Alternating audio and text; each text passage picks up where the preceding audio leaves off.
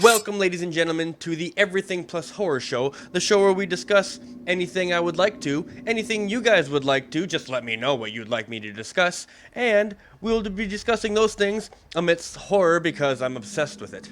Can't help it. And if you want to see more of this kind of stuff when I'm not making these videos, you can follow me on Twitter. I am LDeathstrokeFear, that's at LanceDFear. I'd love to hear from you guys. I'd love to hear what you have to say about horror and everything plus horror. And today, we will indeed be discussing horror because we're going to be discussing the film The Witch. Now, I loved this movie. Just to say that first and foremost. It's been a long time, with the exception of, a couple of others that we can discuss later in some other reviews. It's been a long time since I've seen a film that is disturbing in the sense that it has so many things coming together at once that make it so subtly disturbing. Like, the score of this film was absolutely phenomenal. I'm going to talk a little bit more about that later. I mean, I'm going to be going all over the place about this movie. I absolutely loved it. And it really set a new standard, I almost think, in horror filmmaking. One that we haven't seen in a very long time, actually. So, yeah, getting right into it, this film starts out with a Puritan family that's being kicked out of their settlement in or around Salem. I don't remember exactly if it's supposed to be in Salem, but they're getting kicked out by their fellow friends. That's right, this family, particularly their father, I believe he's the one that's under persecution, primarily, if not the entire family, maybe just him, is so uptight that the Puritans are kicking him out. Now that's pretty uptight. So basically, they move out to the middle of nowhere. I mean, they're already pretty much in the middle of nowhere. They at least have, safety in numbers. They're within some walls. But they move out into the middle of nowhere to pretty much fend for themselves, to get a little farm going, and that's what they do. They hunt, they gather, they have a couple of pieces of livestock. There's a goat, the goat, this goat. But we don't want to be getting too deep into the goat. At least not yet, anyway. Yeah, getting back to the score of this film, it is one of the eeriest, most pleasingly eerie aspects of this film. It sets the mood perfectly, and I absolutely love a good film score. I treasure them, when it's really solid. You do not get far into this movie before all of a sudden, boom, baby abduction hits you right in the face, and it comes out of nowhere. You're least suspecting it, just an innocent game of peekaboo, 50 feet away from the woods. These witches are quick, man. These witches are quick, man. Yeah. These witches are just like, boom, boom, baby's gone. Now what you gonna do? Then we are, of course, treated to what ritualistic devil-worshipping witches do with babies. Yeah, it's not great. It's not great. It's not great. Already, a mood has been set, and it's only going to grow from there. I mean, this film just builds and builds upon itself, and it starts out up there, and it's like, okay, where are we going from this? Well, it nails it. It climbs and climbs and climbs and leaves you guessing and leaves you speechless through most of it. I mean, I was just with my jaw hanging open watching this film, with the exception of a couple of others, with especially James Wan films, for instance, that have come out recently. It's been a while since I've seen really amazing work like this in the horror genre, and I absolutely loved it. Throughout this film, they rely very heavily on the presence of animals to represent the presence of the devil, just creepy wildlife, the fact that could be so eerie when given the right score and the right lighting and the right characters around it. It really takes you to a different place that I very much appreciated. So basically, yes, a baby disappears. Shortly after that, the son disappears. We've got a couple of younger twins that are acting completely out of their minds. You don't know if they're just brats or if there's some other kind of possession that's happening slowly, gradually to these young twins that are in the family. But just everything about their performance leaves you very, it's very off-putting, these two young children.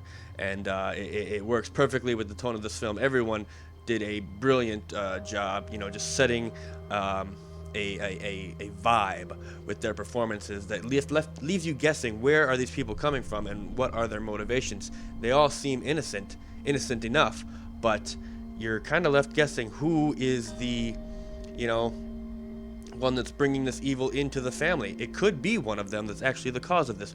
We don't really know.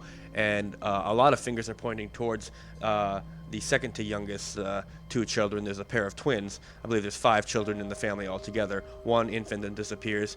2 children between 5 and 6 years old. A boy that's about 10 or 11 years old. And then what seems to be a girl who seems to be, you know, between 15 and 17 years old. It's not overly predictable, which I really appreciated it too. You know, it could have gone over the top, and in a lot of senses it is over the top, but in just the right ways, in just the right subtleties. So yeah, it was just a really good equation that they came together with for this film, and it's almost difficult to describe. So this whole family eventually just kind of starts to fall apart. Yes, first the infant disappears, and then shortly after that, while out looking for some food, the only son in this family disappears. I'm sorry, not the only son. One of the twins is a boy, but the 9 to 12-year-old son disappears, and we don't fully know what happens to him. We can only imagine he encounters the Wicked Witch of the Wood, of course, and well, it doesn't go well for him. He comes back and he is deeply disturbed, deeply affected by his experience, possessed, perhaps. Just a extreme case of PTSD, perhaps. We don't know.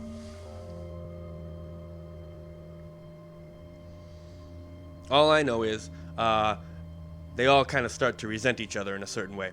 And the mother especially is looking at the eldest daughter thinking, what kind of curse have you brought on this family? You're a witch. No, you're the witch. No, you're the witch. You know, it's Salem witch trials all over again, where everyone starts to get super suspicious of each other, but it's all within one family. And yes, you are constantly thinking, how is this going to culminate? How is this going to end?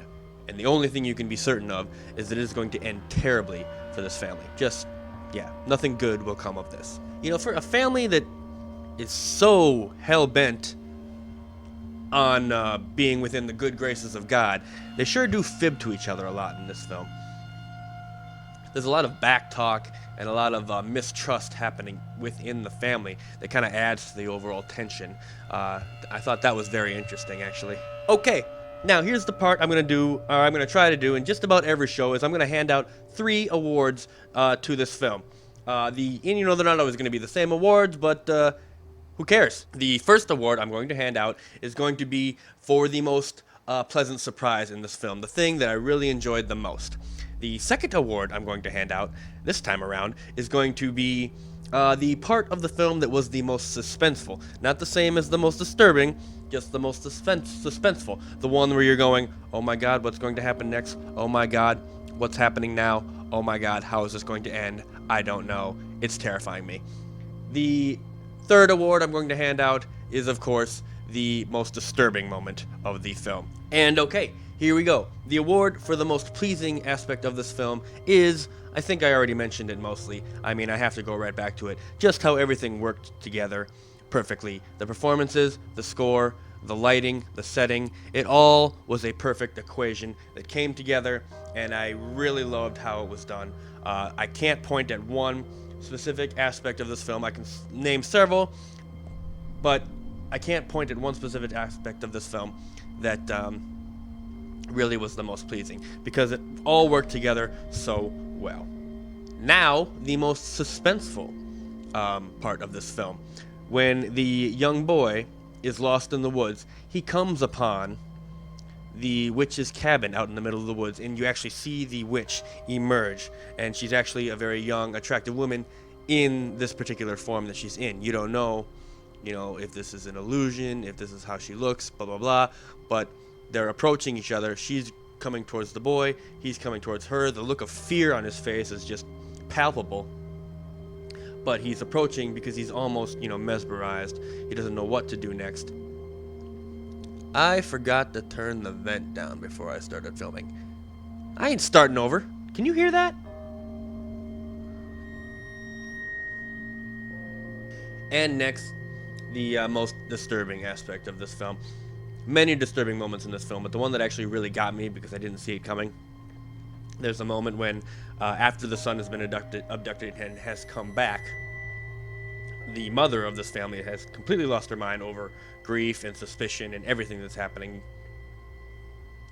She has a vision of her son doing much better, holding the infant that had previously disappeared. And she is just overcome with joy, and she takes the infant to feed it. I mean, the thing must be hungry.